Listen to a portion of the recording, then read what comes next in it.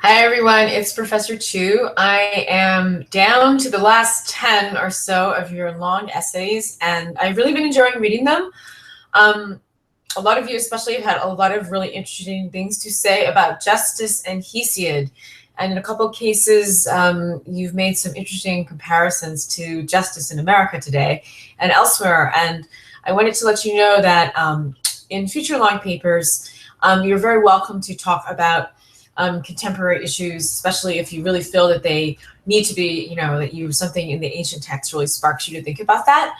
I do always want you to base your papers in the primary ancient Greek text, but just a lot of really interesting observations. And I really appreciate the care with which a lot of you have been reading Hesiod and Homer and really looking at some, what for me is extremely familiar material in really different ways. So thank you, a lot of really interesting insights. And I'm getting the quizzes graded. I decided to grade your long essays first this week. I haven't even really touched the medical terminology homework for my other class, so you're going to get your papers back a lot earlier than Tuesday this week. So thank you for your patience. In other weeks, the quizzes will be graded. Your score will be lower than it should be, but because I have to add some extra points for the last question. So tonight, it's actually Saturday night here in California. One little note, I have to tell you that I'm actually going to be in New Brunswick next week on Thursday, October the 13th, because I'm giving a midterm all day to my medical terminology class. I'll send you a note too, but between about noon to 5:30, I will actually be in the classics department in their meeting room. I'm actually giving the exam to students and talking to other classics members. But if you would like to stop by, I would love to meet you. And if you happen to be there, I'd love to meet you. So if you want to send me an email to set up an appointment or just say hello, I'll send some information about that again. But we are continuing our foray into the wonderful world of ancient Athenian politics. And this week is actually bringing us to something kind of new. So I want to prepare you for that. We are talking again about tyrants, and we are leaving the wonderful world of poetry, Hesiod and Homer behind, and we're reading Greek prose. In particular, we are reading one of the first Greek prose writers, Herodotus, whose histories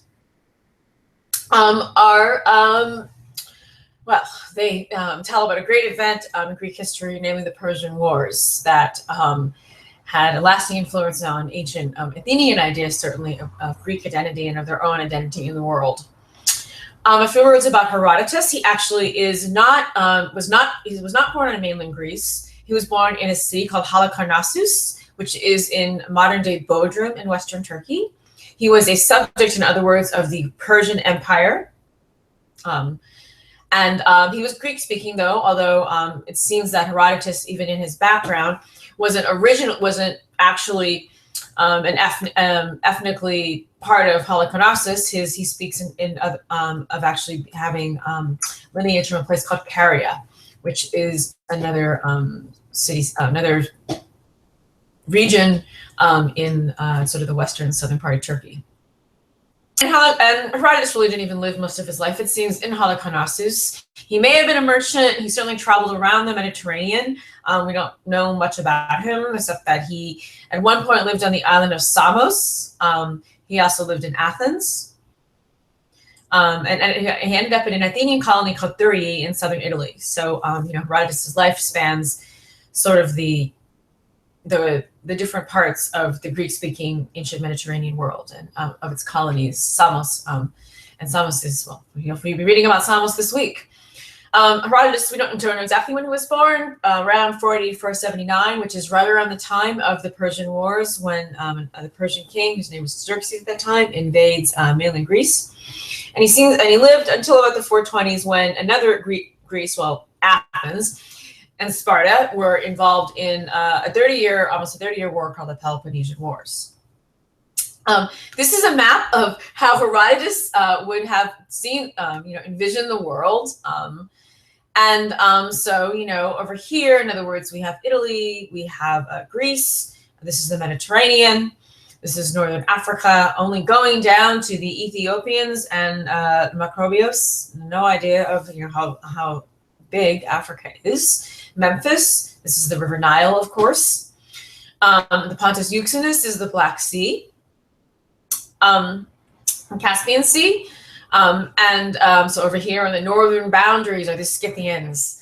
Over here, the Celts.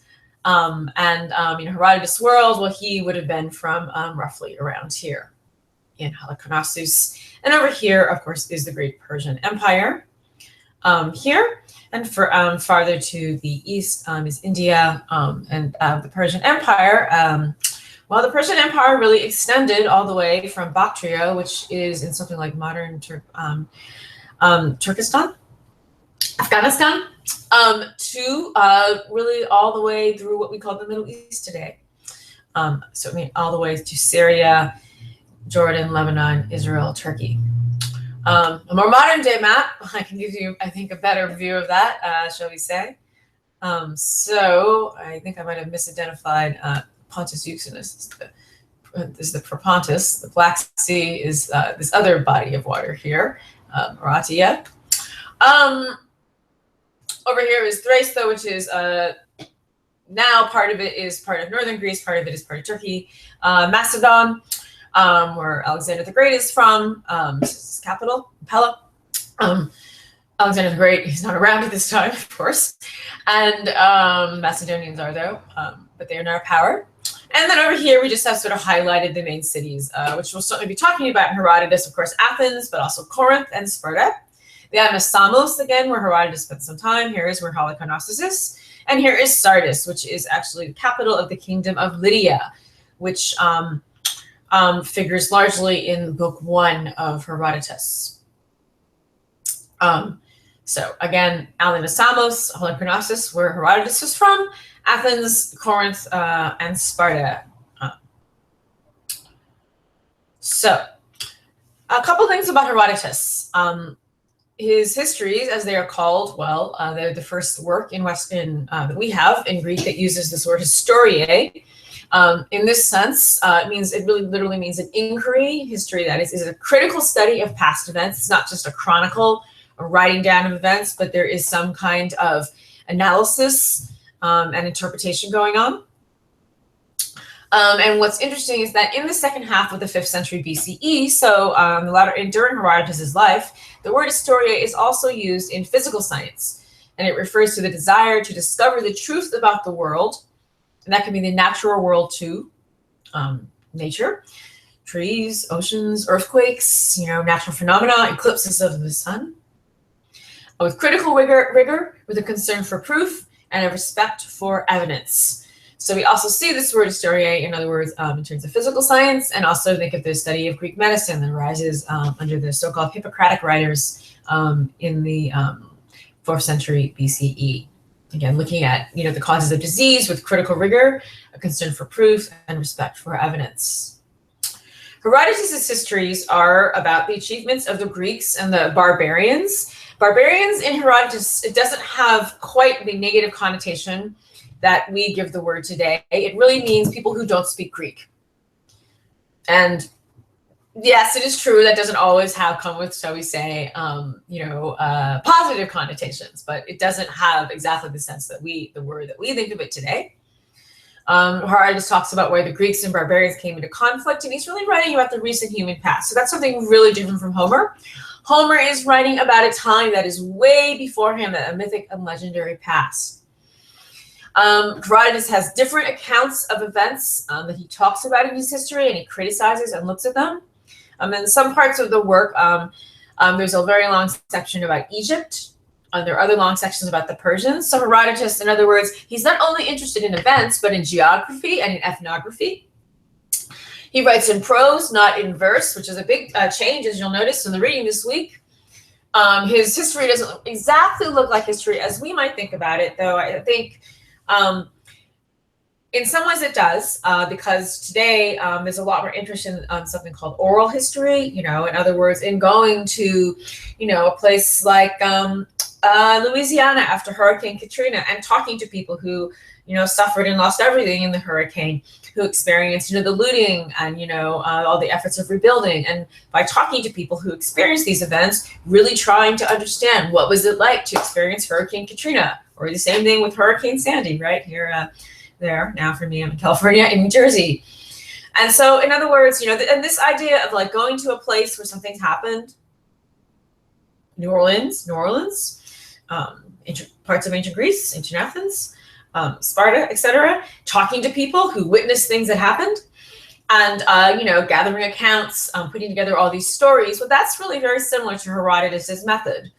And as again, many contemporary historians, that is how they gather this oral history about people today and their traditions. And Herodotus, his histories, as you'll see, they really include echoes not only of this oral tradition, which of course in studying ancient Greece also refers to Homer. Of course, Homer's and Hesiod's epics were Homer's epics were transmitted orally and performed in oral composition. And also the use of myth. So sometimes Herodotus, he does actually start the histories by talking about myth. He actually talks about the Trojan War, but he provides a critical account. And he does include oracles from Delphi. In other words, he includes, references to the gods and fate that to us would seem out of place in a history. They're part of Herodotus's style of writing. Also, the histories, if you have read them before, and if you took Greek civilization with me last semester, you read quite a bit of them. So we are reading some of that again.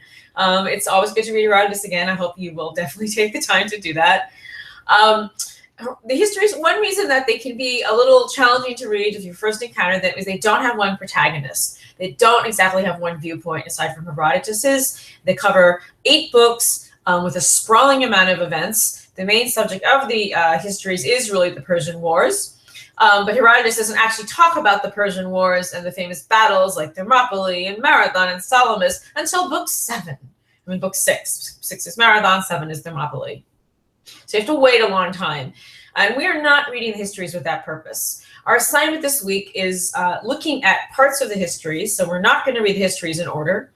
And I've gotten for you, as you will have noticed if you are using the textbooks that I chose to assign. I've gotten for you this much shortened version of Herodotus called On the War for Greek Freedom. On the War for Greek Freedom. And I like this edition because it is much abridged. It doesn't make Herodotus nearly as threatening as reading the full version of Herodotus, which I have sitting over here, of course, because I have several versions of Herodotus sitting around here. Okay, I could have gotten you this. We don't need to do that. But anyways, if you have this book, I really encourage you to use the materials in it, especially if you read Herodotus and Greek civilization last year and were a little baffled. It has some really helpful materials aside from maps, but also a great chronology of the Archaic Age, which really puts together events in Greece, Egypt, and the Near East in a nice chronological table and kind of gives you an idea of all the things that were going on at this time. For instance, during the time of, Solon, who we're going to be hearing about, that's the time of the Babylonian conquest of Judea, Babylonian captivity, as related in the Hebrew Bible or the Old Testament. So, and I'll talk a little bit more about some of this, the book and the chronology in future lectures. But let's go back to that reading assignment. So our reading assignment is a little different this week. First of all, some of it is actually on the Sakai page because this is an abridged version of Herodotus, not everything I want you to read is actually in the book. So I gave you the stories of the Pisistratids, the Polycrates, and the Kypselids. These all can be found on Sakai. And the good thing about that is they're all there. These are all examples of tyrants. They are the subject of our study this week. Namely the Pisistratids, we looked at them a little bit last week. And so in this presentation, I actually have some of the slides from last week. I put them in sort of a different color on the background to distinguish them. So we will be looking, in other words, we're reading Herodotus to see his accounts about different tyrants. So we're not reading Herodotus, just to read Herodotus. We will be reading some earlier parts of Herodotus next week. So when you're reading about Pisistratus Kypselos, who is the tyrant of Corinth, the city of Corinth, and Polycrates, the tyrant of Samos, keep in mind the definition of a tyrant is an absolute ruler who has power that's combined with wealth, and that often subjects him to envy and to moralizing criticism. And that's a thing important to think about when you're reading Herodotus, especially perhaps when you read the account about Polycrates. who is a man with a tyrant of great luck, who comes to a terrible, awful downfall. And that, you know, if you've read Herodotus' stated claim about his histories, it's one thing is to talk about how great cities that were once great are now small, and cities that were once small are now great. He has a real conception of sort of the workings of history and the workings of time, the workings of fate, and also a sense, you know, that when one has good fortune, it does run out. You can review these slides again too if you need the facts about Pisistratus, who was the tyrant in Athens. We're reading Herodotus' account of this. And I give you these things because these dates that I have here, 560 to 527, when Pisistratus was in control or in exile, dies in 527, leaving his tyranny to his sons, Hippias and Hipparchus. Hipparchus, as you may remember, is assassinated by Aristotle and Harmodius, the two Athenians who Harmodius felt slighted for various reasons involving his sister. Aristotle and Harmodius are actually lovers, and they assassinate the Hipparchus at the great Pan-Athenaea festival. Hippias becomes the tyrant. These stories are all told in Herodotus in these books, but you'll find that Herodotus he doesn't give you the things that we expect in history today. He leaves out dates, and anyways, he would have dated everything differently because ancient Greeks at this time, one way they dated things was to base to date things based on the first Olympiad in 776 BCE. And he doesn't have his events really arranged in the chronological order that we sort of expect from a reading historical account. On top of that, Herodotus writes often in really what is much more kind of a folklore-y storytelling style. Again, not what we're always used to in history, maybe the way you've read history in high school, but again, more like the sort of histories of oral traditions. So, again, looking here on week 6, you can see the reading for the Pisistratids, the tyrants of Athens. Yes, the paragraphs are long. Herodotus there's a sort of encyclopedic nature about his writing, which can be a little overwhelming at first. He writes about the Pisistratids and also mentions the Lacedaemonians. Those are the Spartans, again. And then he talks a little bit about the Spartans and their government. The reason he talks about the Spartans along with the Pisistratids is that the Spartans are at one point called to kick the tyrants in Athens out. The other stories that we're reading, as you can see here, are the second is about the Cypselids, who are tyrants in Corinth, another city in the Peloponnese. Notice the government is called an oligarchy, and we started to talk about that some last time as one of these 3 forms of government. And in particular, the Corinthians are ruled by a family who are called the Bacchiadae. They're an aristocratic family. And then at the end, there is, and then in our book that you have to read, there is an account of Polycrates, the tyrant of Samos, and yes, his bad end. So you can find the story of Polycrates here. And they're all examples of tyrants. We can take a look at, as it says here, tyrants also hold power by military victory, alignment with the poor, with the demos often, and determination and some brute force sometimes.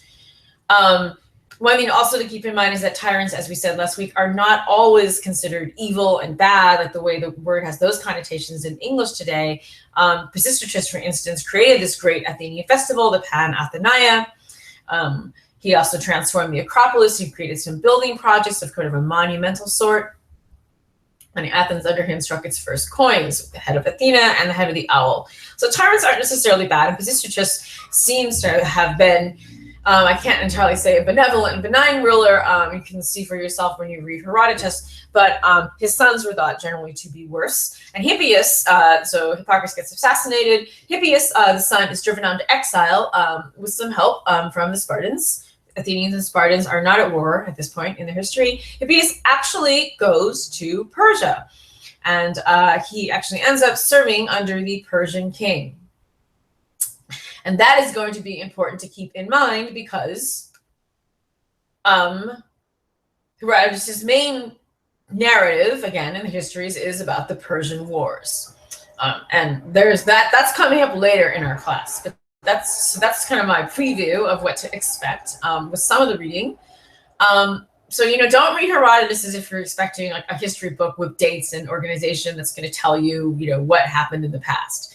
It was what happened in the past, but Herodotus is, again, functioning out of a tradition of telling stories. This other reading we have from Aristotle, the Constitution of Athens, is a little bit more straightforward. It's not, again, historical text. The Constitution of Athens instead is a work of Aristotle's, yes, the Greek philosopher. It's not, though, part of the sort of big corpus of Aristotle's works, like the Poetics or the Nicomachean Ethics, or many of other Aristotle's writings. The Constitution of Athens is only found in 1879, written on a papyrus found in Egypt, and we have some parts of it. It is the reading for this part of our assignment is actually online here at a link you can find here, and we're just reading this first book, and it is basically an account about Athenian political institutions and how they arose, ending with an account of some Athenian lawmakers. One whose name is Draco, who is associated with, well, his word gives us the English word draconian because he's associated with a very authoritative, overbearing role. And then also you'll see mentioned here some of the institutions of Athens, like the consul, the Areopagus that we mentioned last week, the archon, and other officials. And then the lawmaker who comes along after that is Solon, the wise man of Athens. So we heard about him last week in talking about, and I'm sorry if you keep switching screens here, but that means I can check in and say hi. In talking about his reforms. So, okay, I'm kind of skipping around here. I'll explain these notes that I'm giving to you later. So we spoke about Solon last week, living around 594 BCE. He creates, how should we say, he institutes the first sort of constitution, the sort of Athens, in the sense that he attempts to reform Athenian laws and the government system. Solon, as you'll see, described in Aristotle, talks about the problems and the greediness of the rich, and he starts to, mediate between the aristocracy, often the source of tyrants, and poor landowners, and also is living in a time with the development of the hoplite, who is an Athenian soldier, citizen soldier, who will be part of the Athenian armies, which have their military successes against the Persians, for instance, in Athens. Classical Athens reaches its height. Solon discusses a lot about a principle that I believe a lot of you explored in your long essay, namely dike or diki, the idea of justice. It also can mean just an idea of what's right, and also can mean punishment. And Solon's constitution, which we saw in this diagram last week, really was an attempt to divide Athenians into 4 different classes based on wealth, based on how much grain you could provide. And it was an attempt to open up more of the government to the lower classes, giving the demos as much privilege as they needed. But still, it was what we call a timocratic system, again, in which your, the class that you were assigned to in a census was based on your wealth. And as a small note, the word time or timi is actually the word for the price in ancient Greece. So, time, I know we talked about it in terms of the heroic age, in terms of honor. Here, it has still that idea of your reputation, your worth, as it were, but now attached to your wealth. And we talked about how one of Solon's laws, which will be talked about in the Constitution of Athens, was the abolishment of debts, and in particular the idea of becoming indebted, including a ban, as it says here, on the encroachment of the person of the debtor. So in other words, you can't sign your body over, basically enslave yourself in order to pay off your debts. And Solon's constitution includes bodies including an assembly, an ecclesia, a popular court, a council of 400. So these are all bodies that we're going to see in later versions of the Athenian constitution. An assembly, a council, the assembly coming from the people, basically, some kind of court, And then also, as you see here, only some parts of the consul is elected out of the 4 classes. The 4 classes do actually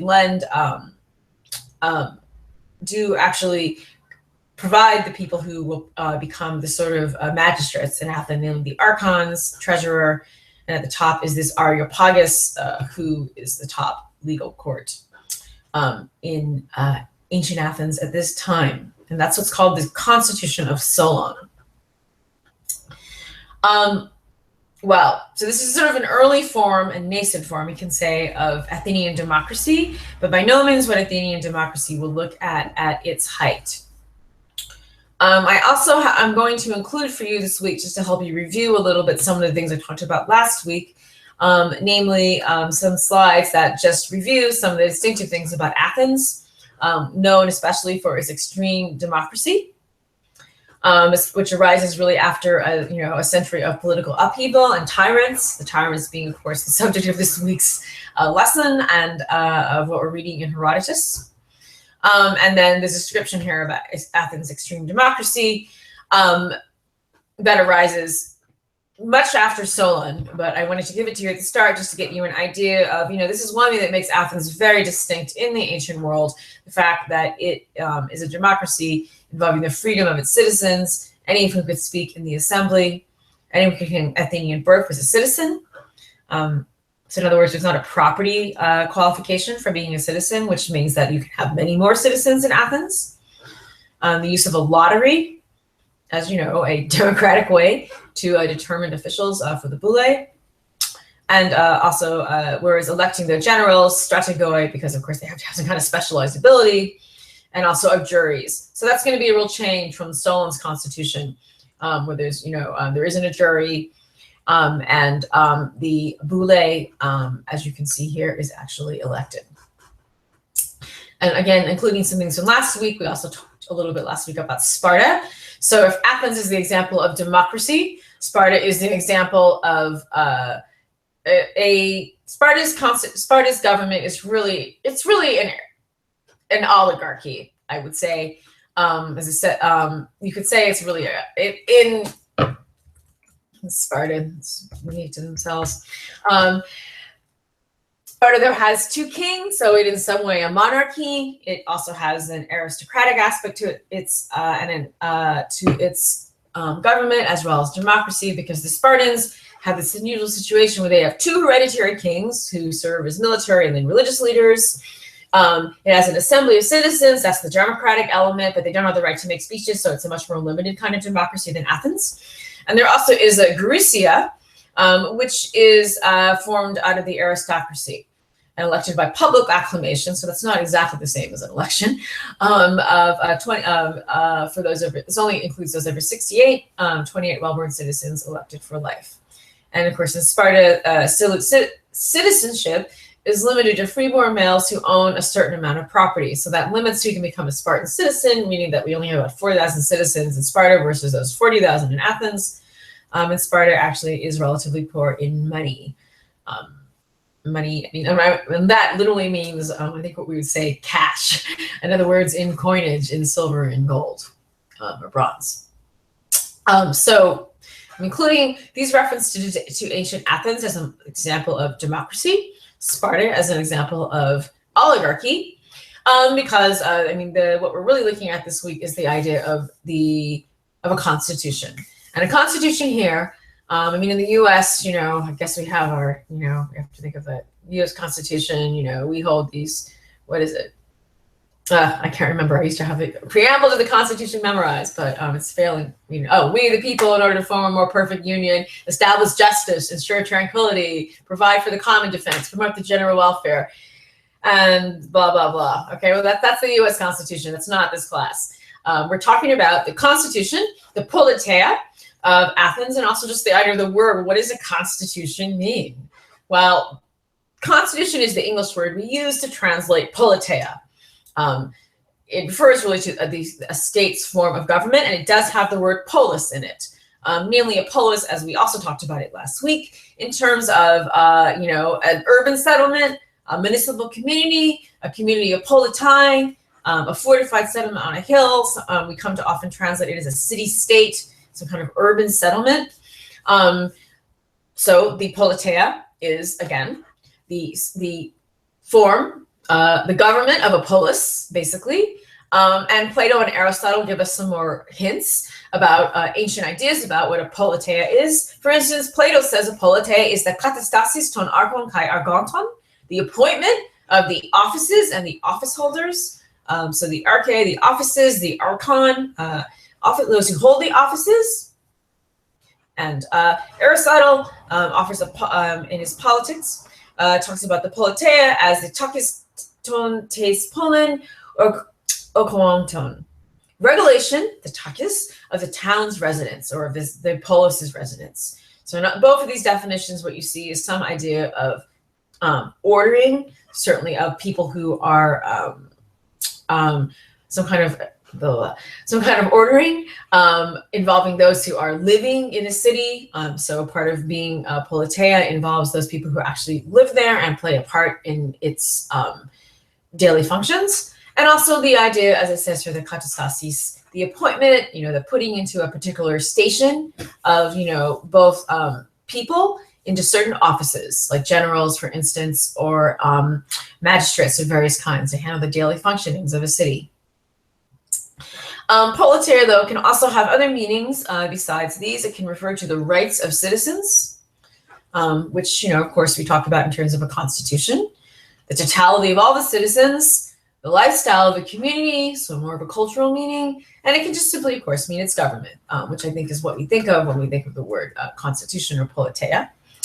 And then if for those who know Latin, words that would translate politeia in Latin would be res publica, the public thing, the public property, the property of the people, or the civitas genus rerum publicarum, a city-state, a city, a civitas, of the sort of the public things. So there's something always about the public affairs, the public things. Res means affair, thing, in Latin, and publica refers to the people. Politeia, again, is used as the government form of a polis. So a polis, if you have a city-state, this urban center, this urban citadel, you need to have a way to run it. And we've talked about this before. But the three main types of constitutions that are talked about in the ancient world are the monarchia, oligarchia, or the aristocratia. So a monarchy, an oligarchy, or an aristocracy, or the monarchy, an oligarchy, or an aristocracy, or the demos, as it says here, or a democracy, namely. Change that to democracy, or a synonym for, or a word that's often used to in conjunction with demokratia, the rule of the many, is isonomia, which literally means equality before the law and is used in Herodotus. So the idea that all the citizens have equal rights before the law. I think that's a familiar concept in the contemporary world. But of course, in a monarchy, some people, one person in particular, the monarch, is the law, has more rights than everyone else. In an oligarchy and aristocracy, a few people, or the aristocrats, the best of the people, have more rights than others. Versus, again, demokratia or isonomia. You can read more about the description here. But one thing to keep in mind is that, as it says here, the opposite of isonomia is tyrannis, mainly a tyranny, describing an autocrat's arbitrariness controlled by no law. So that's really a function of a tyrant in ancient Greece. Tyrants can be benevolent, like Pisistratus, but their rule is arbitrary. It is not rule that they've gained from their heritage, from their lineage, from their parents. It's not ruled by the gods. It's something power that they may have seized. And it is not ruled by any kind of constitution. It is not ruled by any kind of law. And you don't need that. Making out slides as we go. Finally, just one more note about the idea of a politeia. Well, the development of this idea of a politeia or a constitution occurs in keeping, really, with the development of ancient Greek political philosophy. So one reason we're studying it in our course about ancient Greek politics and political philosophy. I will give you this passage from Herodotus, if for those of you who would like to read it. But Herodotus actually includes in Book 3 of the Histories, in among the Persians of all people, so not among the Greeks, a debate about what are the three main types of politeia or constitution, so monarchy, oligarchy, democracy. And what's interesting about this is they give this debate from the perspective of the corruptibility of the rulers. Which type of ruler is least corruptible? Because this corruptibility of rulers can lead to a violation of the existing common laws and customs. And this debate that Herodotus describes actually happens after some Persian nobles have overthrown the Persian king, who's actually the pretender to the Persian king, and have seized power and trying to decide who should be the next king. Well, the one who offers the argument about monarchy is actually the one who ends up becoming the king, Darius, sometimes also called Darius. And he actually becomes the king, not because of any kind of fight or battle or something like that. It has to do with him appearing on a horse and the sun rising over a certain place. So seemingly sort of arbitrary. But Darius becomes the Persian monarch. And in reading Herodotus and in even thinking about these tyrants as these absolute rulers who rule without a law, without a constitution, without a politeia, the Persian king should be really thought of as an autocratic ruler par excellence, a ruler who answers to no one, who can do anything, who is the embodiment of power in his person, so to speak, and is totally the opposite of democracy. And Herodotus, without actually saying so, sort of over the course of the histories, he builds up this idea of the Persian king, starting with Darius, and certainly in the form of Xerxes, as someone who has no limits at all to his power. His power is the law. He is the law. And again, the sort of background behind this debate that Herodotus has is an understanding of Attic or Athenian democracy as isonomia, equality before the law, which was implemented by Cleisthenes as a reaction against the overthrow of the tyranny in Athens. So, to which we now turn. So once again, we talked about Pisistratus is the tyrant of Athens, his son Hippias becoming the tyrant after him, Hipparchus is the brother of Hippias being assassinated, Hippias himself going to the Persians after being kicked out by the Athenians. And that's a significant thing to think, because of course that means that Hippias is going over to the other side. He is, seeking, entering, in other words, a politeia, which bears much more resemblance to a tyranny, certainly than to Athens democracy. And let's take a look at that democracy as it comes into its extreme form. So after the reforms of Solon, that's actually when the tyrants come into rule. Cleisthenes, was a member of the Alcmaeonid clan, which was a clan that was mentioned earlier, actually in reference to Pisistratus. He has unfriendly relationships, shall we say, with them. Cleisthenes, his clan gets exiled because at one point the Alcmaeonids attempt to seize power, and the Athenians, they're not successful, and Cleisthenes is in exile, but returns to Athens in about 510 BCE, and he seeks to gain the support not of the aristocracy, but of the citizens, because, of course, it was the aristocracy that had kicked his clan, his family, out of Athens. In this time, and one of the aristocrats, Isagoras, with the help from the Spartan king Cleomenes, and Herodotus actually mentions this, they try to stage a coup. They end up driven onto the Acropolis during this, and they surrender. And Cleisthenes, it turns out, is successful in implementing what are some very reforms that really lead into the creation of Athenian democracy as we know it. He institutes the principle of isonomia, of equality before the law. And instead of using what's called a system called the phratry system, and this word phratry, I pointed out because it is actually, the Greek word is related to the Latin word frater, which for all of you who are so fortunate to know Latin, means a brother. In other words, fratry has, even though it doesn't mean a brother, there's some suggestion of some kind of family or blood link in this fratry system.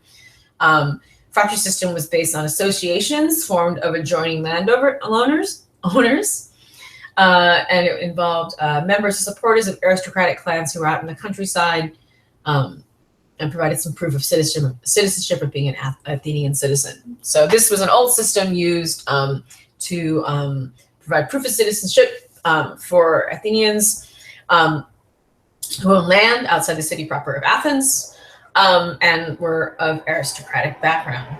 Well, Cleisthenes bypasses this system and creates his Cleisthenic reforms, or what exactly, I know. So in other words, he creates this beautiful, complicated, wonderful diagram. What does that mean? Well, this is what Cleisthenes does. He draws a list of all the citizens, census, and he creates 115 demes. So this is a word that seems to be etymologically related to the word demos, meaning the many, the people. It means we can translate it as a village. I'm trying to figure out how the New Jersey word township fits into this. I haven't quite figured that out yet, but I think that might be a word that could be used. So sort of a smaller unit. And demes are actually based on local descent groups. So there is some kind of family still connection between these demes. So the 150 of those Cleisthenes creates. Now, Cleisthenes, one of his main reforms is that he also reorganizes Attica into 3 units: the city, the coastal regions, and the interior. Now, this is really important. Attica comes to refer to Athens, but Athens is being seen as not only the city proper, but a coastal region, because Athens is on the sea, and also its interior, which pull it up to a map here, not really the greatest. So Athens, you can see, located on the Aegean Sea, the Ionian Sea, and over here near a body of water, in other words, and then over here, Athens actually has mountains. So in other words, Cleisthenes pulls together a much bigger geographical unit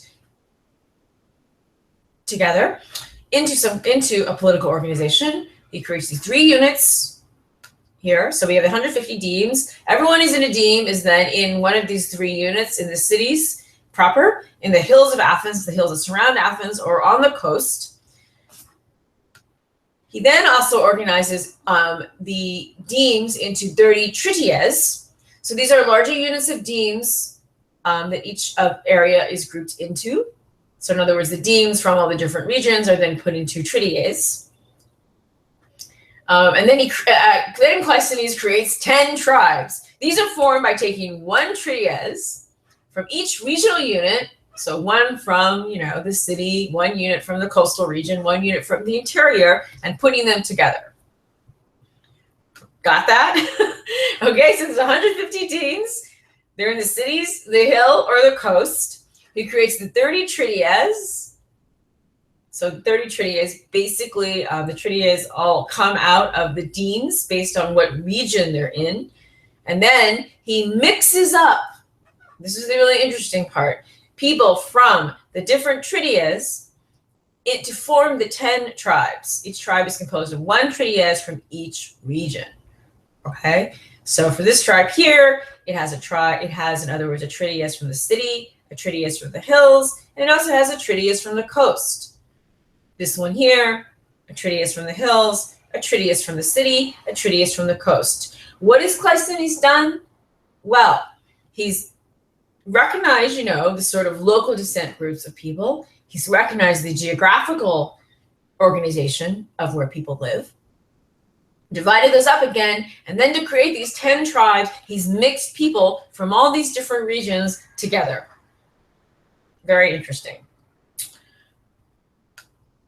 The tribes, out of the tribes, the 50 members for the council, selected 50 members for the Council of 400, also called the Boule. So the Council of 400 created under Solon, or the Boule, is enlarged to 500. So each tribe selects 50 people to go into the council. That's sort of an advisory body. And the Ecclesia the assembly of citizens still includes all the body of citizens. So, in other words, the Kleisthenes reorganization, or organization, whichever you prefer to call it, is really a way to create the boule, the consul in Athens. It's not an aristocratic institution. It's not an elected institution. It's formed, in other words, from a combination of individuals from all the different demes, cities, hills, and coast regions of Athens. And this is a revolutionary idea. Leading Herodotus, again, who is not a citizen, who is not a member of Athens proper, though he seems that he at least was there, enables him to really contrast the democracy and isonomia, equality before the law, with tyranny. Because here, you have a political organization that is really based on drawing people together from different places, from different classes of wealth, and putting them all together into really advising and running the government of Athens. Also in the democracy in Athens, as Herodotus describes it, people have equality of speech, isagoria, and equality of power, isokratia. And we can see how that plays out looking at the extreme democracy in Athens again, an assembly where everybody can speak, any of those 40,000 citizens, that's quite a lot. The boule of 500, the boule prepares the business for the assembly, so it creates the laws that would be voted on, the foreign policy that would be voted on. The boule prepares it, gives it to the assembly, general still elected, juries drawn, though, from that assembly. Juries can be up to 501, huge juries. Women, slaves, and medics, resident foreigners excluded, as in other city-states governments, and of course well, there are certainly some ancient monarchies. I will just mention the Ptolemaic dynasty and Cleopatra, who were ruled by women, but extremely, extremely rare. So that is the Kleisthenes reorganization of the politeia. You're going to read about all that in Aristotle. You're going to read about tyrants in Herodotus, and so thinking about so Herodotus is sort of presenting the sort of government that the Athenians overthrow. And keeping in mind that Herodotus is presenting all this history with a view to getting at, the Greeks and Persians in the Persian Wars, which, excuse me, are really from 490. But the miracle to me of the Persian Wars is that this is the Persian Empire, 490 BCE, major, huge. This is Athens. It's over here. The Athenians, with a combined force of their allies from other city-states, who will include at some points, but not all, the Spartans, because the Spartans are not. I was able to help their allies because, well, for one thing, sometimes they're participating in religious festivals that they can't get out of. But anyways, the Greeks from these city-states, so Greeks from these oligarchies and democracies, are able not to defeat the entire Persian Empire, because the Persian Empire is no means defeated at the end of the Persian Wars. What they successfully do is they keep the Persian Empire from enslaving or making, in other words, Athens, Sparta, etc., basically vassal states of the Persian Empire. And that's important because all these Greek-speaking cities, many of whom were Athenian colonies or colonies from Greece in Ionia, many of them had no choice at all but to become vassal states of the Persian Empire, partially geographic location. Persian Empire goes in a huge sort of expansionist mode in the 6th century. And this is a quote from a book about ancient Egypt, Greece, and Rome. The Greeks had none of the wealth of the civilizations of the Near East. That's very clear. But they proved opportunistic and flexible at a time when most of these civilizations were in disarray, with the result that they created one of the more original, robust, and intellectually vital cultures that the world has known. And a lot of that, I would say, is really rooted in isonomia, isagoria, inequality before the law, and democratia, this opportunistic and flexible civilization that was able to, keep the Persians, here's your Greek hoplite, out of the Greek mainland. Persian War is also very important in crystallizing Greek attitudes about their own way of life and values. The encounter with the non-speaking Greeks, the barbaroi, has profound effect on the Greeks. And we're going to see some of that later when we return to reading some plays and other literature. But again, for this week, we are looking at the rise of tyrants, we are reading Herodotus, a prose writer, for the first time in this class, and moving forward with the story of Greek history. And as much as you can get yourself to understand this chart about Cleisthenes' reorganization, I heartily encourage you to do it. It is not the most crystal clear thing in the world, but it's important to think about why Athenian democracy is indeed a rare phenomenon, not only in the ancient world, but I would say in the world history in general. So I leave you with all that. As I said, I am on the verge of getting through all of your long essays, and I'm thoroughly enjoying doing so. A lot of you have put a lot of time and effort into them, and I really appreciate it. You're taking the writing aspect of this class very seriously. And the forum post this week will be asking you to talk about the readings, because I am curious about your reactions to reading Herodotus and the Constitution, the Politeia of Athens. And if you want to stop by on Thursday, 10:13 at the Classics Department, Seminary Place in the Academic Building, I would love to say hello. So take care. Have a great week.